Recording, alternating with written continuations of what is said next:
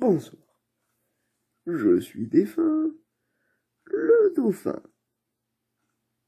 Toujours présent, frigorifié, pour vous raconter la suite des aventures surprenantes de la jambière. La jambière, comme nous l'avons vu dans l'épisode précédent, a rencontré des ânes. Des ânes, il y en avait partout, ils n'étaient pas tous gentils, et certains étaient sales. La jambière continua sa routine de réparation de son infrastructure, pendant que les cochons se pendent, afin de pouvoir se protéger, ainsi que l'achat de divers matériaux auprès du villageois et la coupe de la canne à sucre. Tout en affrontant des ennemis plus mortels les uns que les autres.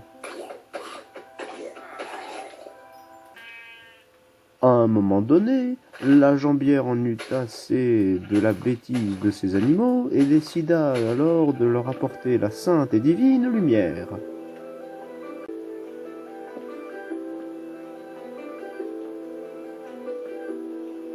C'est en se promenant sur un chemin que la jambière découvrit un merveilleux poney, mais la jambière n'en eut malheureusement rien à faire, car elle dut s'occuper de sa propre survie afin de survivre.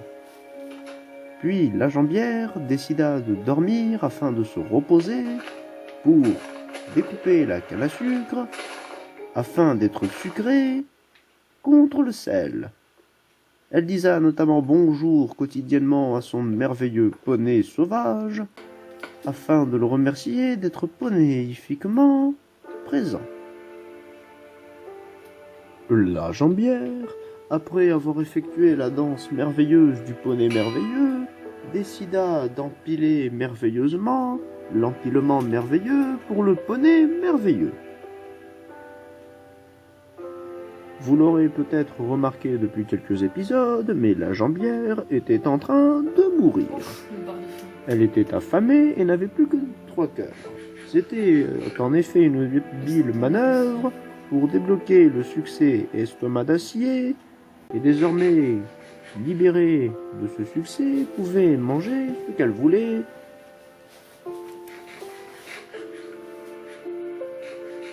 Et pouvait désormais faire la fête en se nourrissant de tout ce qu'elle pouvait trouver sur son chemin, notamment la pomme d'or, plus merveilleuse, sainte du dieu poulpe, qui lui octroya la puissance éternelle pendant quelques secondes, et ainsi qu'un nouveau succès.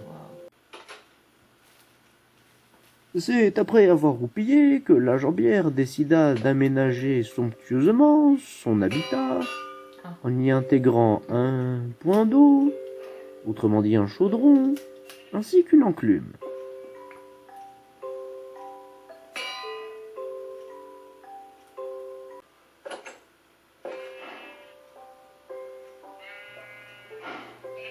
Elle prit notamment une bonne gorgée de lait afin de se libérer de la chiasse que lui avait procuré le succès estomac d'acier.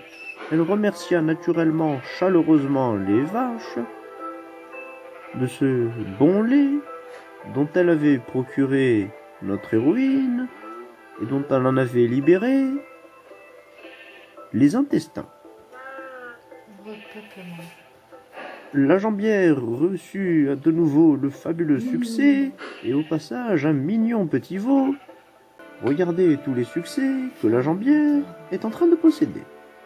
Fort de ce fait, la jambière continua son travail et décida de faire du pain afin de pouvoir avoir un nouveau succès et pour pouvoir avoir de la matière, pour pouvoir mettre sa viande cuite dans son pain, pour pouvoir s'en faire un délicieux sandwich jambon-pain. C'est après avoir salué le poney merveilleux que la jambière décida de s'engouffrer une nouvelle fois dans sa grotte. Cette fois-ci, elle était préparée, équipée, et pouvait tout éclairer. C'est après une longue descente que la jambière remonta vers le haut et trouva la sortie par hasard en ne la cherchant pas du tout, et trouva ce pourquoi elle était toujours venue, naturellement, le nugget.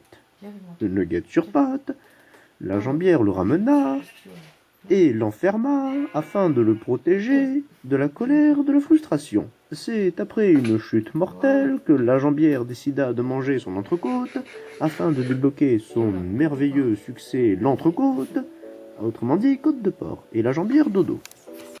Vous l'avez vu, la jambière a bien mangé et s'est libérée de ses problèmes intestinaux. Je vous invite donc à regarder la suite lorsqu'elle sortira la semaine prochaine. Et vous pouvez aussi ne rien manquer en vous abonnant à la chaîne, en mettant un petit j'aime, en laissant un mini commentaire et en passant du temps aux toilettes. Sur ce, bonne soirée et à la prochaine. Des bisous.